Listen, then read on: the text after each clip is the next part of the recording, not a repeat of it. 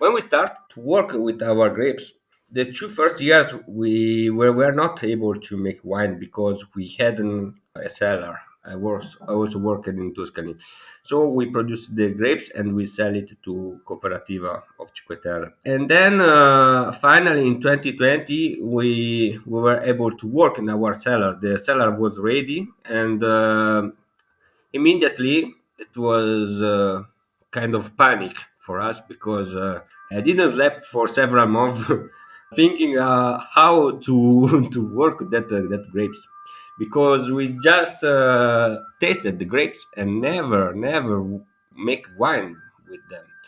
So it was also a little bit dangerous for us to start a project without knowing the wine that come from that grapes. But I never doubt about the quality. What I was thinking, it was only to understand the best way to transform these incredible grapes to wine. Fascinating people with stories to share, fabulous wines and the best local foods to accompany them, and beautiful places to discover and visit. All of this and more on Wine, Food and Travel with me, Marc Millon, on the Italian Wine Podcast.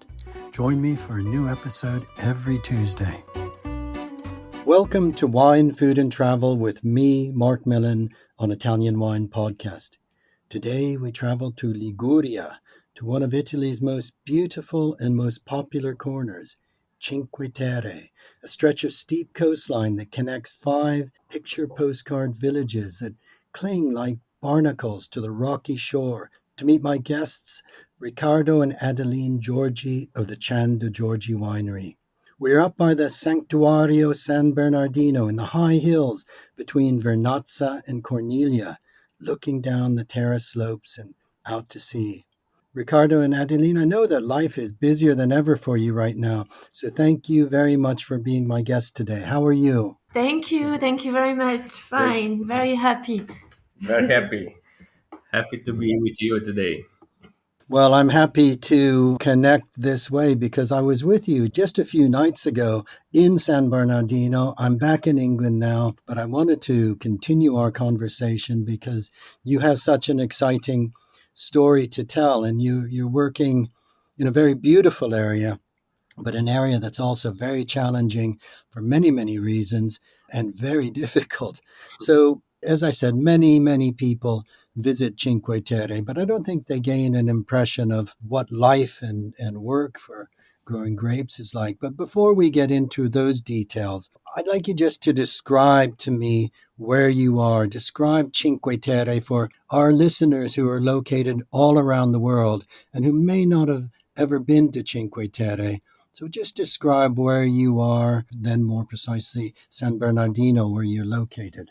Yeah, well, Cinque Terre are an incredible region. We are in Italy, of course, Liguria, in the southeast coast of Liguria, between La Spezia and Genova. Here, the region is special. Why? Because we live in mountains. Cinque Terre are mountains that fall straight to the sea. So this is a very nice landscape, special landscape, and we have here some incredible varieties of vegetables, agrumes. Here there is an incredible story with agriculture because people survived in this coast, living with agriculture, fishing, and hunting. So it's a special landscape here. And today we have a lot of tourism because everything is very nice, and we do travel from the sea. We visit all the little villages, but the story of Cinque Terre is attached is was created by agriculture, and the fundamental things here is and was agriculture. Okay, that's a really good description, and it's really important to emphasize that the land itself was shaped for 1,000 years or more by man carving the terraces, making the Yeah. dry stone walls in order to be able to grow things. Grapes, but also, as you say, citrus fruits such as beautiful, fragrant lemons, vegetables, and much else. Now, before we get into talking about the Cinque Terre and your own story coming here, I'd like to know a bit of background about you both because you've met in France, is that right? And you were both working in a very well known and wonderful wine region, perhaps one of the most famous in the world, Bordeaux. So share your stories with us. Yes, exactly. So you've heard my accent. I'm French. Riccardo is Italian. We met in France in Bordeaux in 2012. We were both working in very well-known wineries in the Medoc on Margaux appellation. Ricardo was working in the wine cellar and in the vineyard, and I was working in the office. And I was doing the tour, the tastings, and the commercial part. And this is how we met. And so, yes, maybe you can explain your background. So you went Of first to, course. to the university at Pisa. There I studied viticulture and winemaking, and I had some experience in Tuscany. And then, starting from a winery in Tuscany, had possibility to arrive to Margaux. And there I started a nice long trip in the viticulture and enology in France. I And just want to say that you were supposed to stay only 4 months. So yeah, when he left Italy, he said to his mom, I'm just going to France for 4 months. And at the end, he stayed 8 years. 8 years. Okay. Is that partly because of you, Adeline? At the beginning, to be honest, no. It was the No. opportunity for a young Italian to learn a lot of very important way of vinification, winemaking in Bordeaux, which is like the laboratory for all the world. And you had good opportunity also to the university. Yeah, an incredible opportunities working with most of the best red wines in the world, but also white wine and Sauternes because I started in Medoc, so Margaux region, and then I continue with important family of wine in Barsac, so Sauternes region, making white wine and also Sauternes, so sweet wine. That was an incredible moment. In the same moment, I also had an incredible opportunity to work like a consultant in the vineyard with some specialists in pruning, and we work for restore old vines and find balance again in some very old vines that should continue to work to ensure the quality for great wines. We had the possibility also to work in the research in viticulture and also in enology. So it was a full period, but it was fundamental. It was incredible important for me because today I can only say thank you to all these people who I worked with, and it was a first step for me for the job that we do today and for the future. It was a really important period. Ricardo, one thing that strikes me about your background, which I think isn't the case often, is that you're both a viticulteur and as well as a winemaker. Yeah, Your interest has always been the vines themselves, particularly old vines, but yeah, also transforming the fruit into wine. Sometimes those divisions are separate, but you're very focused on tending the vines to get the best fruit and then transforming that into wine. But exactly. Adeline, why did you then? You both had very good jobs in France. Ricardo, you were making wine on 4 different chateaus, Grand Cru Classé wines so different from the White Grave or the Botrytis wines from Sauternes.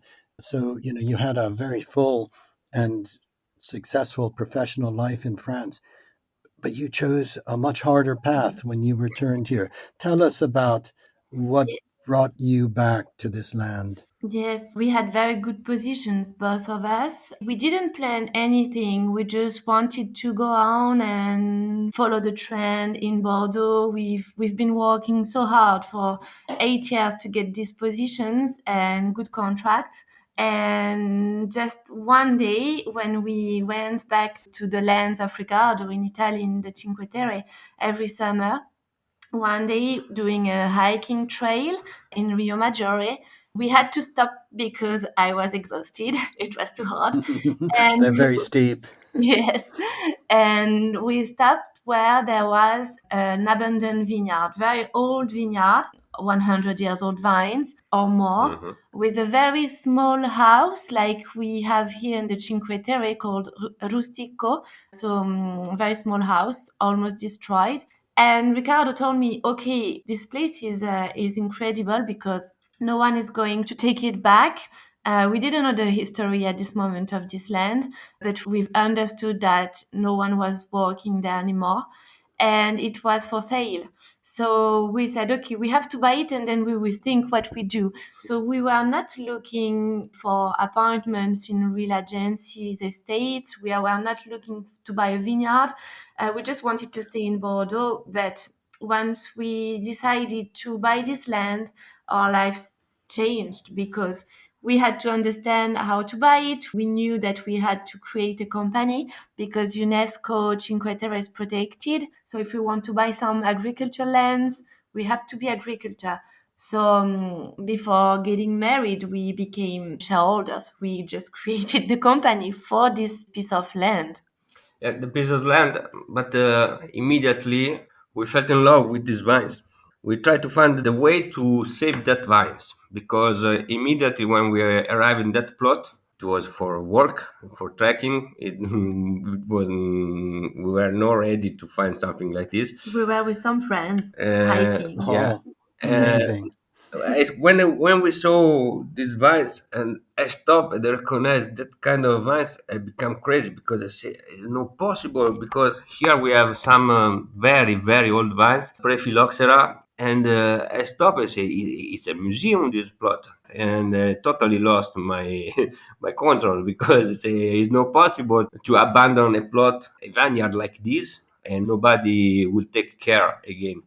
Speaking from a frustration from you, because Mhm. every time we went back to Italy, and especially here in Liguria, you told me I'm working for very beautiful wineries everywhere, not only in Bordeaux, but also in Switzerland, in Provence, in Champagne, and in Portugal. And you told me no one is doing anything on this level in Liguria because it's not a very famous region for viticulture. We are all very small winemakers, and you feel very frustrated about that. This is the moment that you both told me. I think your words were, "We lost our minds." Yeah, Mhm. Is that exactly. Yes. right? Yeah. Yeah. But how big is this original vineyard that you bought? We're talking about a tiny piece of land. Yes, Mhm. it's a third of hectare, so it wasn't enough to start a project. The first things was to save the vines, and then we starting To to think to about. think about how to manage it because we were living in France in that period. And then we spoke with the other winemaker here in the Cinque Terre, and everyone said to us that normally to start a project here you need 1 hectare The minimum. minimum because you have to make any task you do here you have to multiply 10 times compared of another normal and usual winery. So pruning here or making treatment or cutting grasses take 10 times more of job than another usual winery. So everyone here work with vineyard around 1 hectare, 1 hectare and a half, 2 hectare maximum. So a third of hectare wasn't enough to start a project. And then magic happened. I don't know why, but this is the magic of Cinque Terre. We visited this plot in Rimaggiore and in Vernazza, so a few kilometers north. People were speaking that two guys were searching old vines. It's because we have to think about Cinque Terre like one big village. Even if there are 5 villages, everyone knows everything. If someone is coming and not from this place, I mean, not from this place, living here every day, they are all talking about it. And so Uh-huh. this woman that you were talking about at Vernazza knew that someone was buying old vines. And so she proposed her vines that was perfectly, I repeat, perfectly what we searched. Because our first idea was to work in Rimaggiore to make Chaquetra.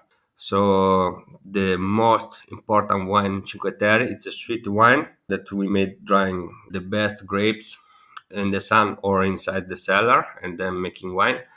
And the second wine that we wanted to produce was a white wine from Cinque Terre, of course, but not a sunny wine, but a wine from altitude, Yes, high the altitude top from of the mountain. mountains Mhm. of Cinque Terre, because we have to imagine the vineyards here in Cinque Terre were and are planted starting from sea level to 600 meters up to sea level.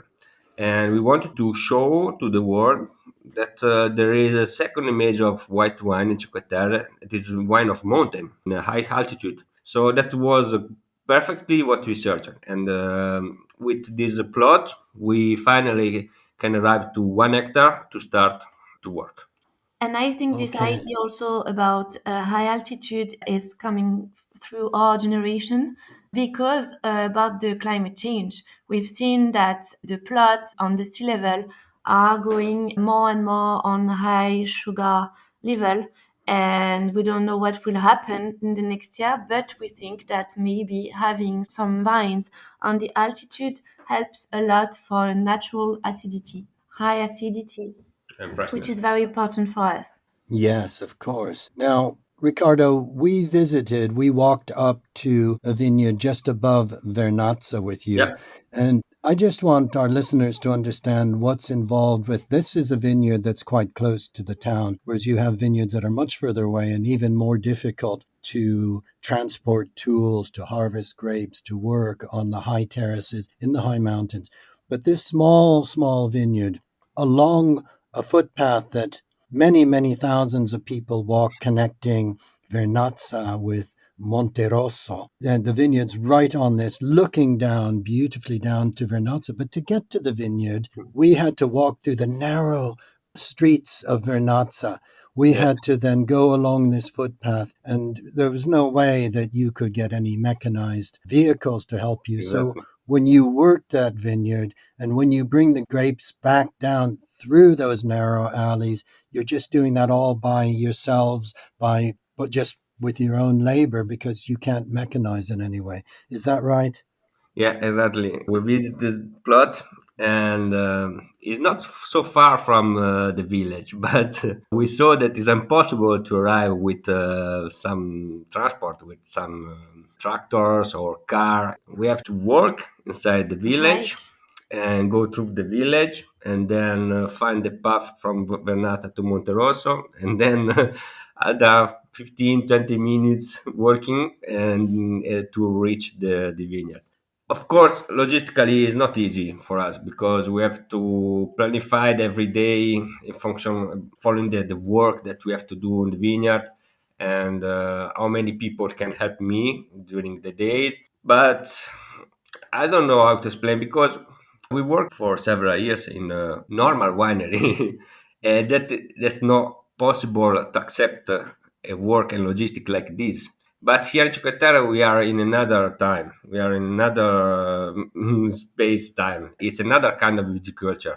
I stopped to count the hours for making wine and for work. Every time that we take the path to reach the vineyard, we are forgotten to that we are there to work. We are there for going to the vineyard, take care of the vineyard. We are not there for working. And we forgot to be exhausted because when you are too tired, you take a breath, you sit on the rock, and you look the sea, and immediately energy flow inside you, looking the landscape and touching the soil. So there is an incredible situation, energetic situation in Cinque Terre that flow from the sky, the light, the sea, the stones, minerals, everything is crazy. And when you are exhausted, you're very tired, you recharge very quickly. And you forgot to be there to work, but you are there to take care about vineyard. That's a beautiful description of this completely different type of viticulture than anywhere else, and certainly it's this huge contrast to how you were working in Bordeaux. But that particular vineyard, Ricardo, has some features that I think are important also for our listeners to understand. 2 points. That small, tiny, how big is that vineyard? It's tiny, isn't it? Yes, it's around 600 meters square, Like 600 a meters garden. square. like a Um, garden. yeah, like a garden. But yet, this almost is a reflection of Cinque Terre because you Yeah. have the three principal varieties, but grown in a way that suits each of them.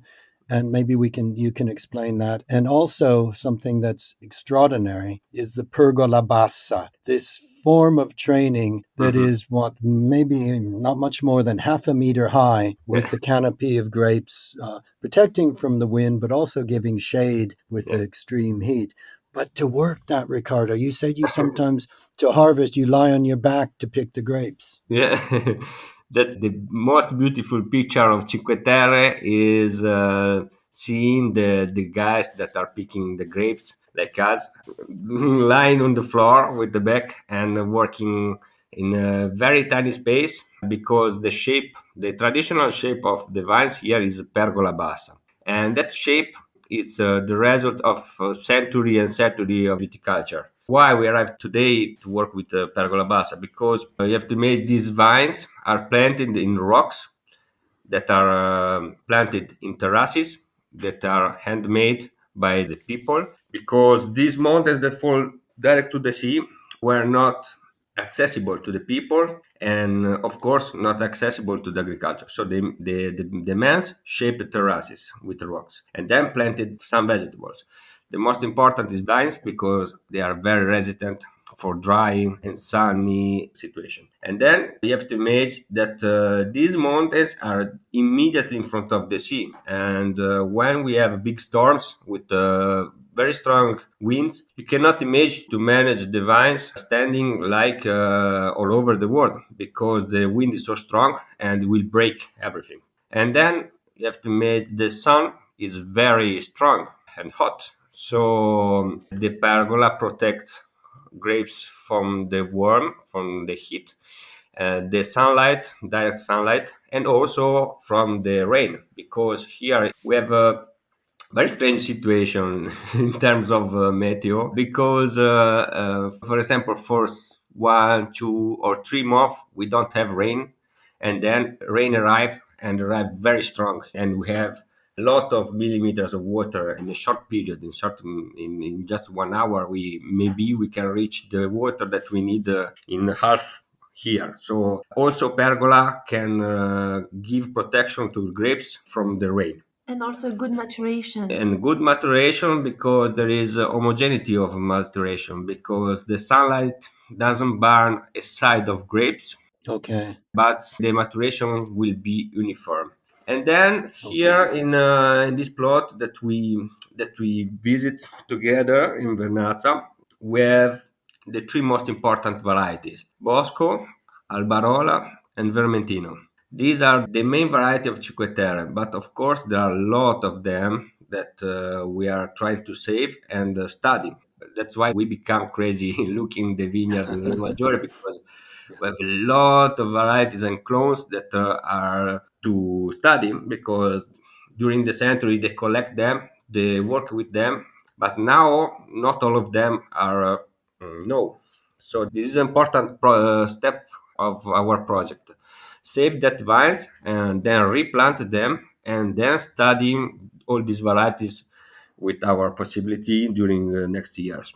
Okay, so this tiny 600 meters by 600 meter patch really encapsulates Cinque Terre, the three varieties. I think you were saying how even that the Albarola is tucked around a curve in that hill so that it receives a little bit less sun and keeps its freshness and acidity. In a very small plot, we have different varieties because it was the plot of one family, and it's like a garden. It was like a garden. So nowadays we can decide to have one plot of only one kind of grapes because we have 1.5 hectares. But in the past they had only this garden for one family, and they had to plant all the varieties in this small piece of land. And this particularity is almost unique in the Cinque Terre, is that we have all the three kind of grapes and even more in one stripes of line, and this Yeah, is not so used. because it's also follow another concept that many years ago the blend were made in the vineyard, the blend of the wine, Yes, not in the vats. and not in the cellar. So the Okay, the blend, field blend. Yeah. yes, Mhm. it was in field. And how we saw together, not easy to see at the first time that we visit the vineyard, but with the time we discovered that all these varieties were not planted casualty, Casual, no. but following and recognizing each meter square of the plot, the people knew well where to plant Albarola in the fresh side, Vermentino in the middle, and Bosco in the more sunny side of the plot. Also, if we are speaking about a very, very little plot, that's crazy. That's crazy for me, that we need technician to see how much precision were involved in this planting, because the people need to survive also with this kind of agriculture, Yes. of production, and so they try to do the best for each variety in each corner of the plot. And they didn't separate the kind of grapes. They just harvested. And as you said, the blend was already done because the blend has been made in the vineyard, not in the cellar. Okay, that's really really important, and we're talking about such a micro scale, and yet, as you say, such precision, such a difference from the monoculture you had been working with in, say, Yeah, Bordeaux or Tuscany or Switzerland. Another point you mentioned, and we could sense this because the day before we visited the vineyard with you, there had been quite a lot of wind, and you said that was the libeccio, the libetto. southwest wind that hits the rocks and sends spray high up in the air. And this salty spray deposits on the vines and even up on the high vines. And this salty deposit is fundamental to the character of the wines of Cinque Terre. And I guess if we move now towards winemaking, I guess this is one particular reason, not the only reason, but one reason why for you, whole grape fermentation is so important. Using the whole grape, the skin contact for your whites. See, Riccardo, you were almost changing the way you made wines entirely. Everything you learned over 8 years in Bordeaux, you kind of had to forget, didn't you? not forgetting, but it was another life, we can say. It was another life. Yeah. When we start to work with our grapes, the 2 first years were not able to make wine because we hadn't a cellar. I was working in Tuscany, so we produce the grapes and we sell it to Cooperativa of Cinque Terre. And then finally in 2020 we were able to work in our cellar. The cellar was ready, and immediately it was kind of panic for us because I didn't sleep for several months thinking how to to work that grapes, because we just tasted the grapes and never make wine with them. So it was also a little bit dangerous for us to start a project without knowing the wine that come from that grapes. But I never doubt about the quality. What I was thinking, it was only to understand the best way to transform these incredible grapes to wine. This is why we decided to start with a very simple kind of vat, inox vat, so stainless, and amphora and wood. Three kind of vat to understand the taste, how influenced the grapes. And then we were asking to us, we are working with very old vines that have a large and very deep memory of the region, or what happened in the region. The vines have memory, so the grapes carry the memories. I was asking me what can I do to preserve this memory and bring this memory to the wine. Of course, I cannot work in a modern way to make wine. For example, white wine today mostly is pressed and then we work with juice. But here, traditionally, we work with skins. The skins bring to the wine all the memory that we need and bring also flavor, bring vitamins and minerals for the yeast, but carry also the yeast that are attached to the skins. So we decide to start immediately with something I wasn't able to manage. It is impossible to manage in a kind of way. We started to work as much naturally as we can. So making traditional fermentation, so with a very long skin contact. So just the stem, sometimes totally, some partially the grapes, and then let fermentation start spontaneously. And we saw that for the kind of wine that we tried to do, it was the best way to work because we respect the terroir 100%. In each plot, each vines carry its own yeast that can work and show the right and the real potential of each grapes and of each plot. This is also why we try to avoid blending between different plots. One plot, one vineyard give one wine, and for this wine there is his own history that we want to preserve totally. So we had to face a strange situation. So for several years we were following some protocols and some modern way to make wine. I studied for several years, and I still study enology and viticulture.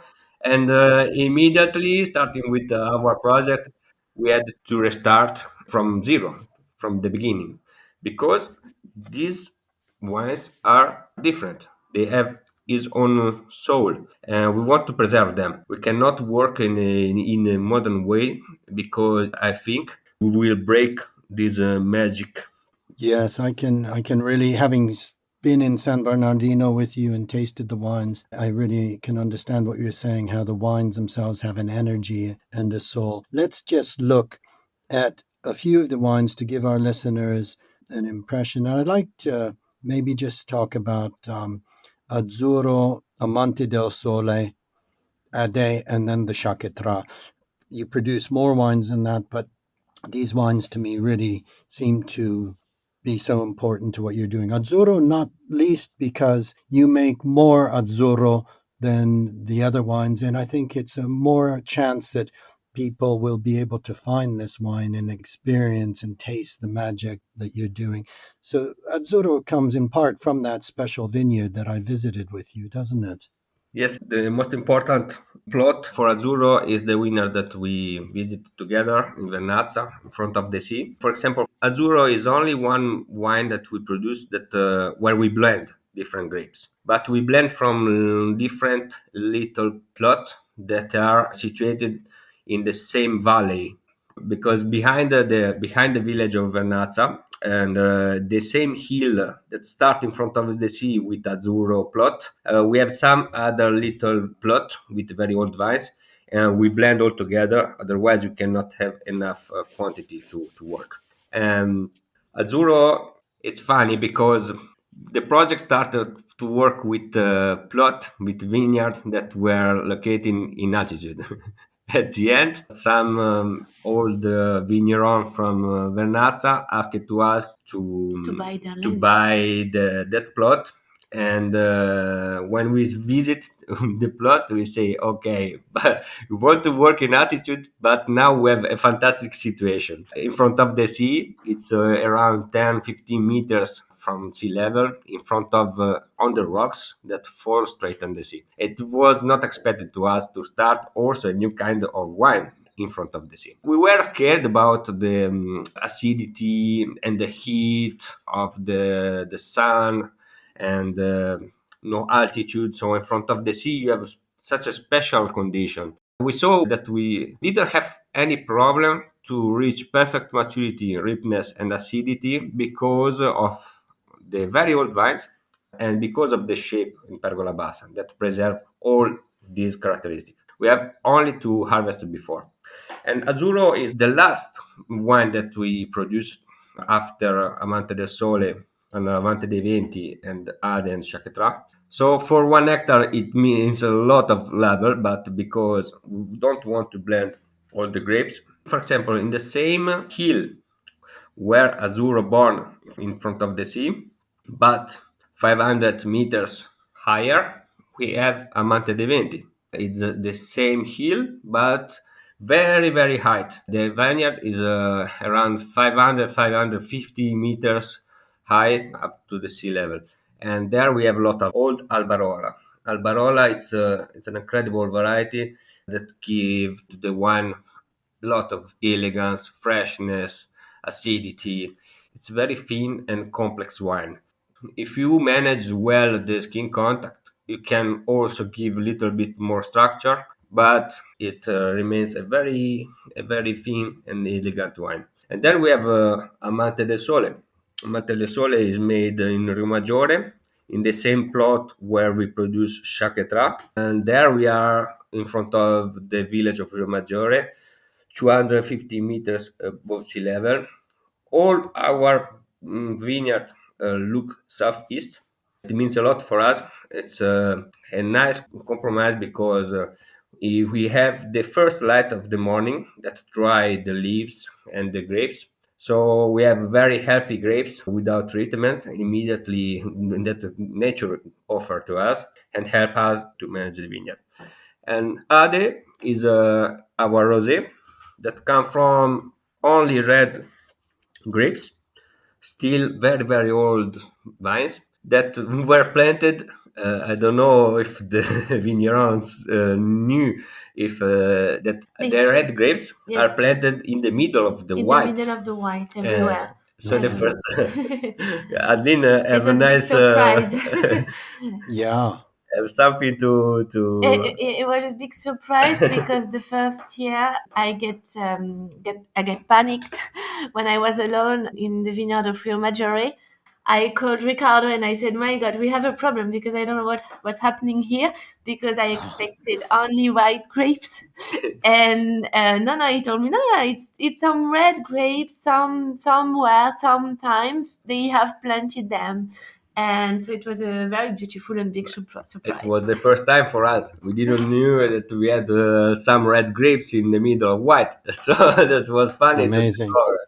With these red grapes, we do our rosé, and starting from this variety, we are making a selection of this variety to plant new vines in a special plot for making only red wine. Why? Because we want to be focused to make our red wine. Because here in Cinque Terre, I think it's very difficult to make a great red wine because it's very warm and the maturation and the ripeness arrive too fast. So there is a gap between technological maturation, so sugar and tannins. So it's not easy. This is why we are making a selection starting from these red varieties, and from this selection we will plant in a special plot in altitude to try Vernazza. in Vernazza in altitude to try to reach the perfect and balanced maturation of all the red grapes to make. What are the grape varieties, these ancient grape varieties that are found nowhere else? Here we have Bonamico. We have a little bit of Polera, and the special guest I think is Monferrat. There is a big story behind Monferrat, but I think that are some varieties that arrive from Piemonte because the Oh, name remember Monferrato. of So course. what we saw, we are trying to study in this kind of variety, but we saw that. Under the name of Monferrato, we can recognize some variety or some clones that remember Barbera or Dolcetto.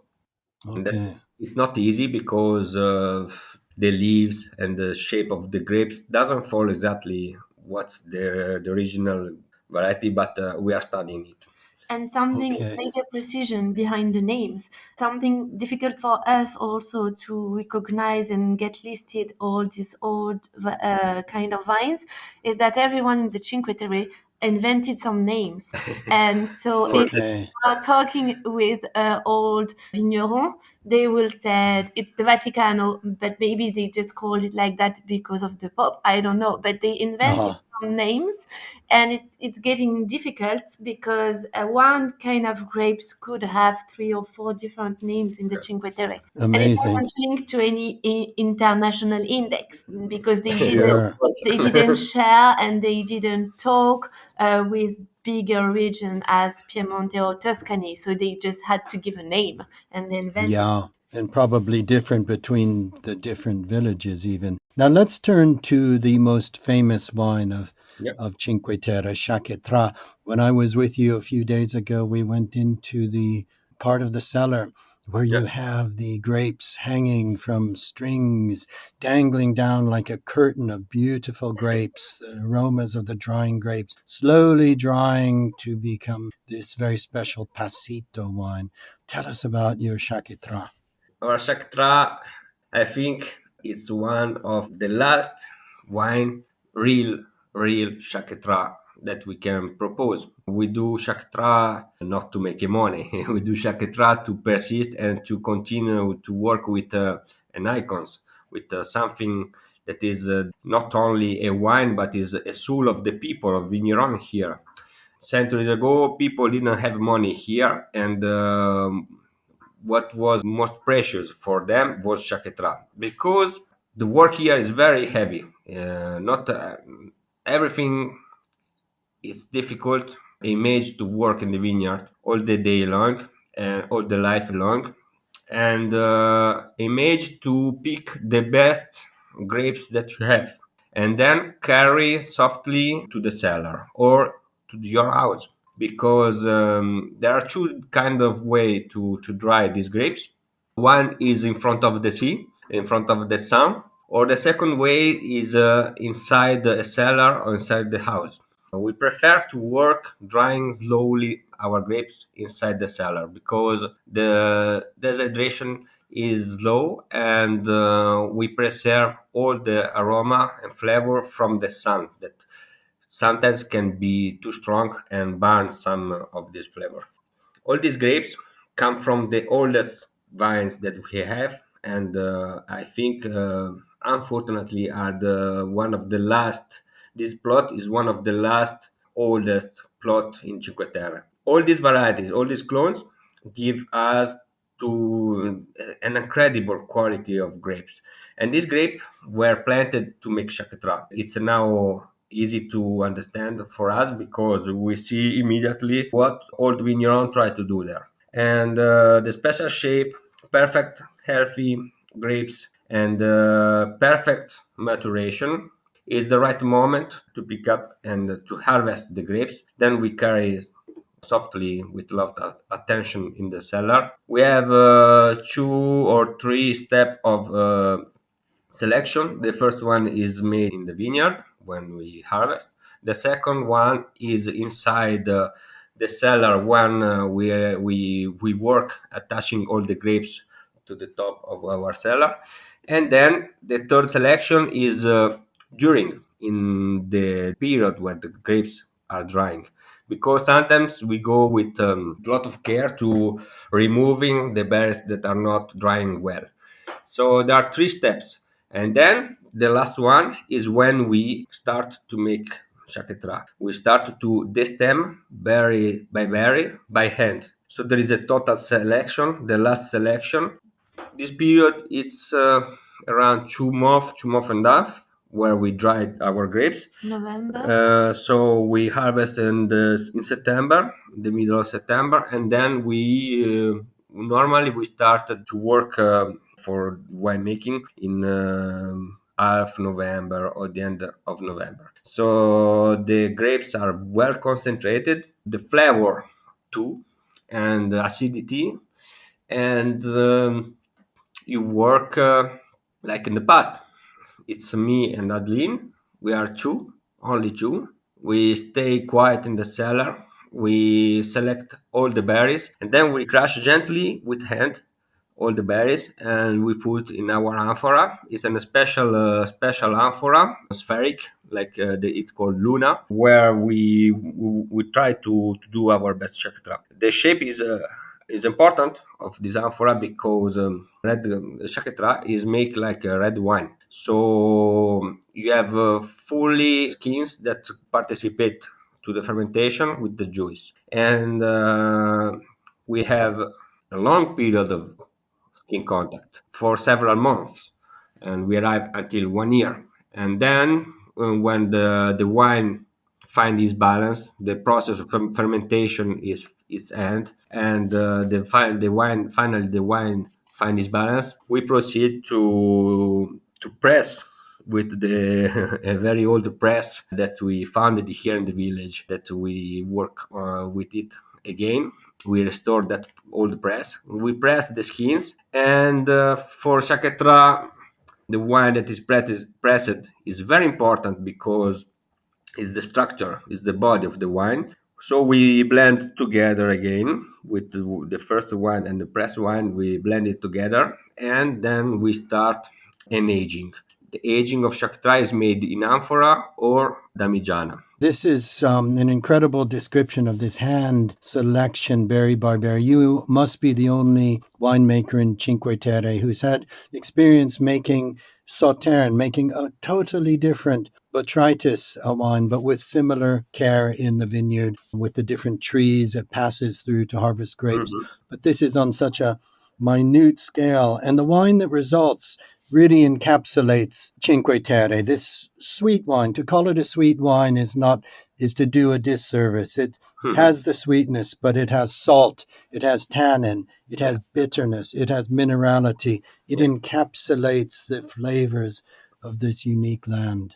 Yeah, it's not only sweet wine, Chaquetra. How you say it is not only sweet wine is not enough because there is an entire world behind the name Chaquetra. There is a region, there is soil, there are minerality, stones, salty aroma from the sea. There are tannins because it's made with skins, and sometimes we put little bit of stem, only the perfect one. And then there is the soul of vigneron, of course. And then there are the varieties, very old one, and the purity of the variety because we have the chance to work with a lot of vines that are ungrafted and prephyloxera. So it's pure wine that is made with our best capacity. We only try to do the best with Chaptra. We forget to have quantity. We forget to spend less time working on it. We totally disconnect our mind, and we work when we work with Chakra. We it's like to go back in the past.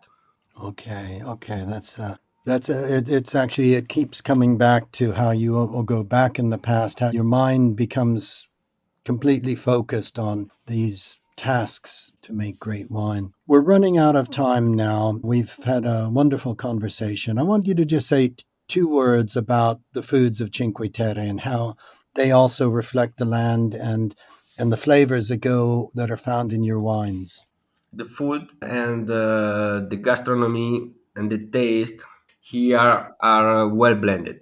We have some elegance in all our products, starting from vegetable to the fish, or entire gastronomy. And our wines, following this kind of taste, blended well with the gastronomy. And what is the special blend, the special characteristic of all this kind of food and beverage here, it's that everything is finny, elegant, but very intense in flavor and aroma, and a lot of persistence. Starting and speaking about wines, to the vegetables, to the fish, everything is well connected. And what we try to do is to continue to preserve this kind of style. Okay, that's. I think that intensity of flavors from the pesto to the beautiful fish landed upon small boats, still all done by hand in the way that your wines are handmade. We're not talking about big fishing boats, Yeah, tiny okay. fishing boats supplying homes and restaurants, and all of these flavors, the wild herbs in the mountains, the animals like rabbit that are Yeah, also served. You've really painted a wonderful and real image of Cinque Terre that goes beyond the mass tourism that is found in these beautiful five villages. And it is a mass tourism. I was surprised at this time of year how many people are still here. And I can imagine it sometimes is even worse, making it harder for you to work when you're walking through those narrow lanes to get to that vineyard above Vernazza. But I really want to thank you for being my guests today, both of you, and also for our listeners who will be inspired from this podcast to travel. Can they visit you? of course. We are working to receive people, our guests, as much as best as possible. This is why we are restoring a second cellar next to the first one where we make wine to receive people, and the same is made in some terraces that we have here next to the cellar. With sunny days, we can do some tasting in front of looking the sea and looking the landscape, starting So that's from San Bernardino. It is has one of the more maybe one of the best view in Cinque Terre. Yeah, I would agree with that. I saw that terrace that you're restoring for wine tastings, looking down to Corniglia and even beyond to Manarola and the sea as well. So it really gives an impression of a beautiful impression of where you are.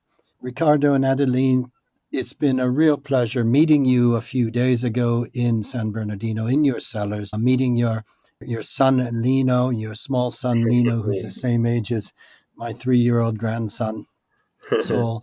I'll have to bring Saul sometime to meet Lino. But it's been such a pleasure talking to you again here, and thank you so much for sharing your story. It's a hard story. I know this is not easy. These years have been difficult. You've sacrificed a lot when you left those jobs in France, but it's an inspiring story and a beautiful story. So thank you for being with us this morning.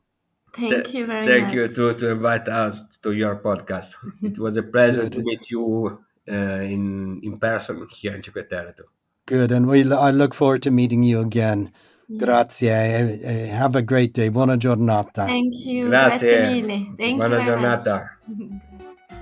We hope today's episode of Wine, Food and Travel with me, Marc Millon, on the Italian Wine Podcast has transported you to somewhere special.